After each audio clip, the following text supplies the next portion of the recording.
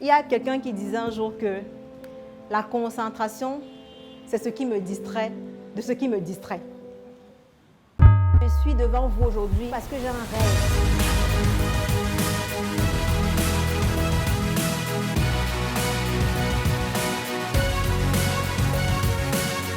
Je veux pouvoir vous aider à atteindre vos objectifs. Lorsque vous perdez de vue votre objectif, c'est très grave. Pourquoi? Parce que quand vous commencez à entreprendre vers l'atteinte de vos rêves, vous devez rester concentré sur ce que vous voulez. Comme on l'a dit, dans chacun des domaines de votre vie, quel est votre objectif? Gardez en tête une image mentale de comment vous vous voyez en fait plus tard. Gardez cela en tête. Et pourquoi est-ce qu'aujourd'hui, on n'arrive pas à rester focus sur un objectif?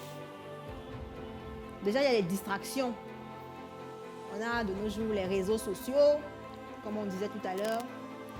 Quelqu'un va préférer passer du temps sur WhatsApp, Facebook et autres, plutôt que de s'asseoir et de travailler sur son projet.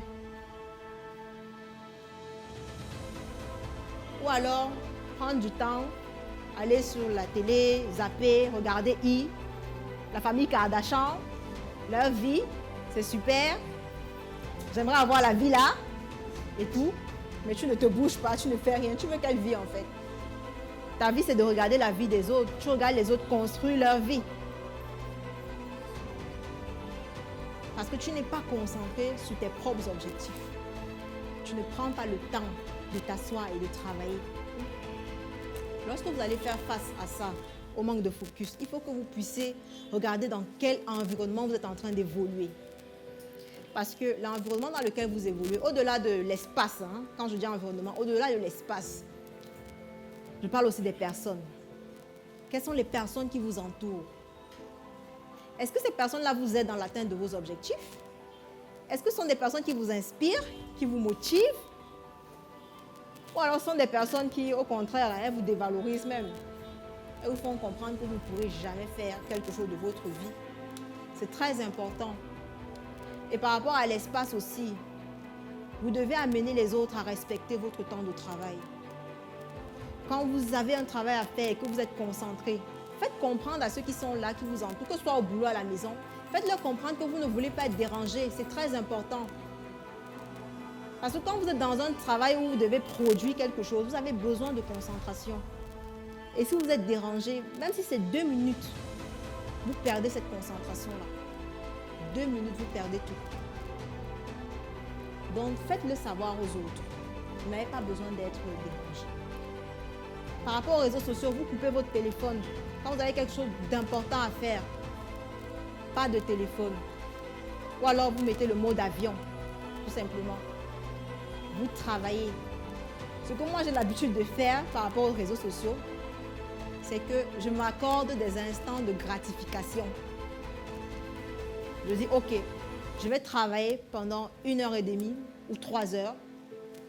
Et quand j'atteins mon objectif, là, je peux aller regarder mes messages sur WhatsApp. Pareil au boulot, les mails entrent chaque minute. Je ne peux pas passer ma vie à lire les mails. Je dois avancer dans mon boulot. Alors, je consacre un temps pour lire les mails. Je suis focus sur ce que je fais. L'action que vous faites, vous le faites pleinement, vous êtes là à fond.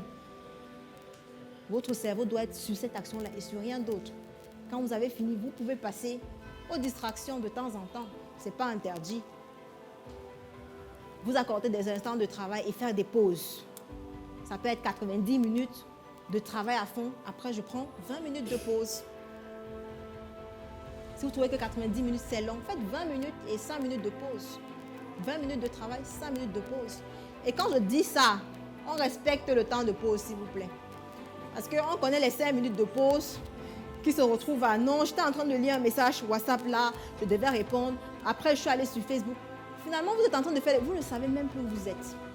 Et c'est 2 heures qui sont passées comme ça pour 5 minutes. C'est pour ça qu'il faut que vous soyez vraiment conscient de ce que vous voulez.